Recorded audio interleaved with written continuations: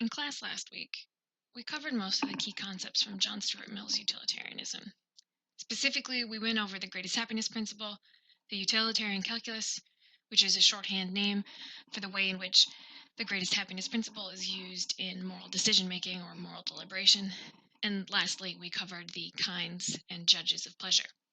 In this video, we'll be looking at the trolley problem, which is a classic thought experiment in philosophy, some criteria we can use to evaluate moral theories, and two subsequent problems with utilitarianism that flow from evaluating utilitarianism according to those criteria.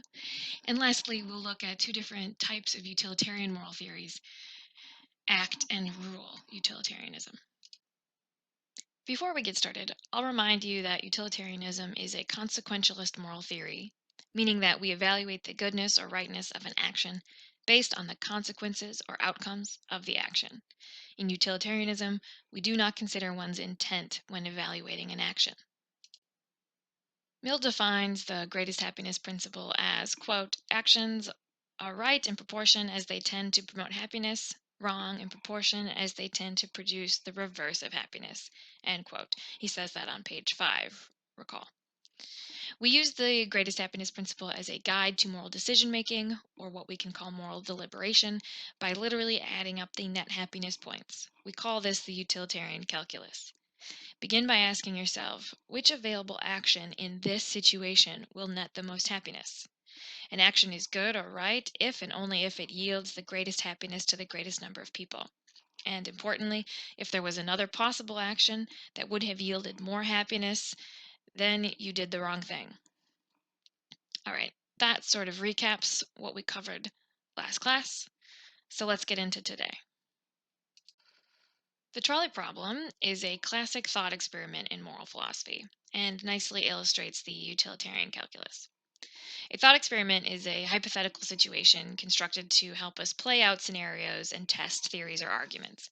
Philosophy loves thought experiments, especially moral philosophy. We'll use the trolley problem to see what utilitarian calculus would tell us to do, and we'll use it to gauge our moral intuitions about what the utilitarian about what the utilitarian calculus tells us to do. Now, imagine a runaway train is on course to hit and kill 5 people. These people are tied down and there is no way for them to escape. On another line of tracks, there is one person tied down. You happen to be standing at the switch that can change the train's course. You have two options.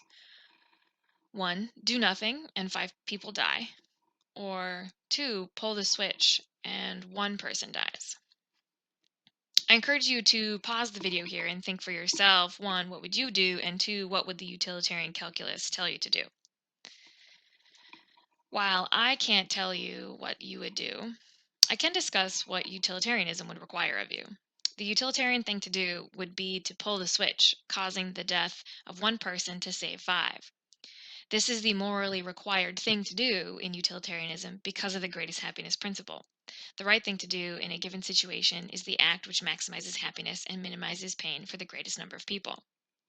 What's interesting about utilitarianism is that from the thought experiment of the trolley problem, we see that in this theory there is no morally meaningful distinction between killing and letting die, because the moral evaluation comes from the actual happiness caused. The difference between killing and letting die can be reduced to a difference of intent.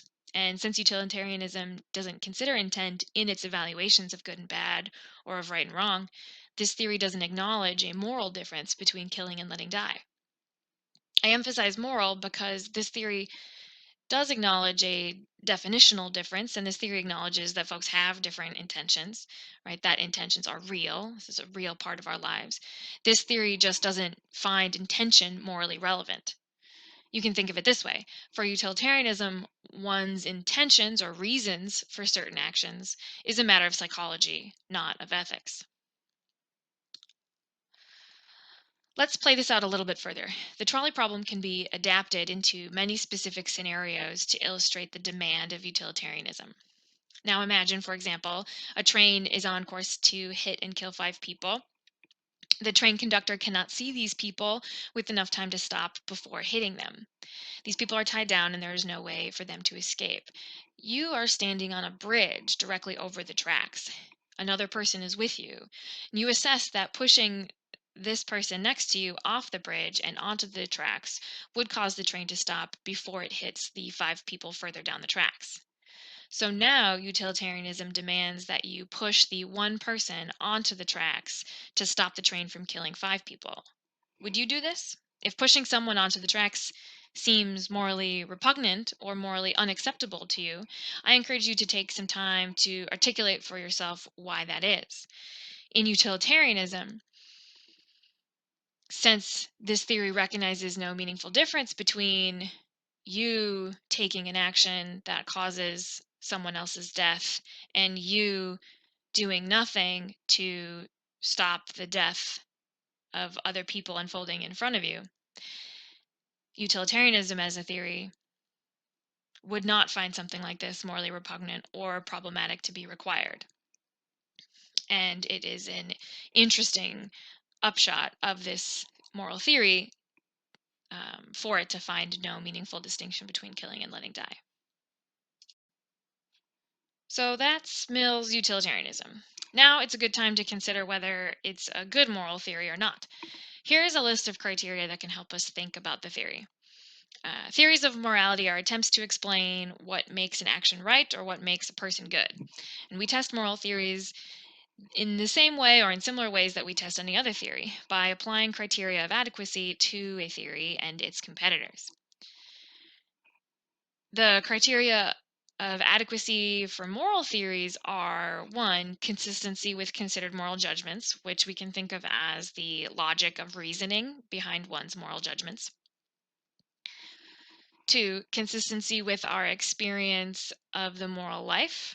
So do the logical conclusions reflect certain strong intuitions we have about what's ethical and how to treat others? And 3, workability in real life situations. Are the conclusions actually things we can do? And is the process of moral decision making a process we can actually use? With these criteria, we can identify 2 problems with the theory of utilitarianism. Here we see the answer to that third question on the reading guide. That question was, how might Mill's ideal pose a problem for potentially virtuous acts which don't immediately benefit others? So this is a problem of self-sacrifice, and self-sacrifice considered as absolute sacrifice of your own happiness. The question of whether or not it will do any good, right? This is a question of whether or not it will do any good. Mill is explicit that self-sacrifice is not good in itself. He calls it noble and virtuous, but it is morally irrelevant unless one's sacrifice actually results in the overabundance of happiness of others, unless one's sacrifice actually results in more happiness of others. The discussion of self-sacrifice reveals that actions with delayed consequences are at least difficult and at most impossible to evaluate. And this is the case for 2 reasons, as I identify it. So first, it's a moral gamble. So affecting pain for the sake of net gain of pleasure at some future point is risky, right? So deciding to affect net pain now, or deciding to do an action which immediately results in some pain which is greater than the current pleasure gained from your action, because of the possible net gain of pleasure in the future, right? This is the puzzle here, and this is what we call risky. You simply don't know, and you can't control all of the relevant factors that will affect the outcome of your action. Recall the third criteria of adequacy concerning the workability in real life situations. Are the conclusions actually things we can do, and is the process of moral decision making a process we can actually use? In the discussion of self-sacrifice, moral deliberation looks more like probability than calculus. In these cases, we want good reason for taking the moral gamble, right? Are the odds really in your favor? But these reasons are not included in the moral evaluation of an action, according to utilitarianism. For example, consider the following scenario. Look, another thought experiment. So consider this. Your close friend, Alex, is about to get married. You know both her and her fiance Pat very well, and they seem to you to have a strong, loving relationship. You've known Alex since childhood, and you have never seen her so happy. However, you've recently learned that years earlier, Pat cheated on Alex. Pat is remorseful about it today and begs you not to tell Alex. You know that if you do tell, Alex will be devastated, the engagement will be called off, most likely, and the relationship ended. On the other hand, you feel uneasy about keeping the secret. You know that Alex trusts you deeply, and not telling her about this feels like betraying her trust. What should you do? The utilitarian thing to do is not tell Alex about Pat's infidelity. You know the pain caused by telling the truth. Factoring in what might happen if Alex learns later on, well, frankly, you don't know. If you think Alex has a right to know, consider two things. First, we often explain that as the pain of finding out later will be greater than now, so it's worth just telling now. But this pain caused by finding out later is not necessary, meaning Alex might not ever find out, and the two really could just be happy together forever. That could happen. But if you think Alex should know for some other reason, like the value of honesty, then you're not doing the utilitarian calculus, but you're weighing some action or something as good in itself and not in terms of its ability to promote happiness. The second reason that actions with delayed consequences are at least difficult and at most impossible to evaluate has to do with the instability of their moral status.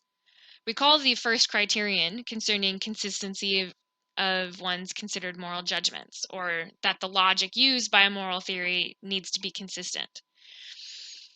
At the very least, our moral logic needs to produce conclusions that are action guiding. They need to tell us what the one or some of the good things to do are. The discussion of self-sacrifice and future consequences reveals that in utilitarianism, the same single action could end up being both the right thing to do and the wrong thing to do. For example, with Alex and Pat again, if the truth comes out, keeping the secret is both the right thing and the wrong thing to do. The same action, which was the right thing to do as long as the secret was kept, becomes the wrong thing to do once that secret comes out. So the logical problem here is that the moral evaluation yields no conclusion because the same action will be both good or right and bad or wrong. And in this way, actions have no absolute or permanent moral status if we evaluate them based on more than the immediate consequences, or if we evaluate them based on some future consequences.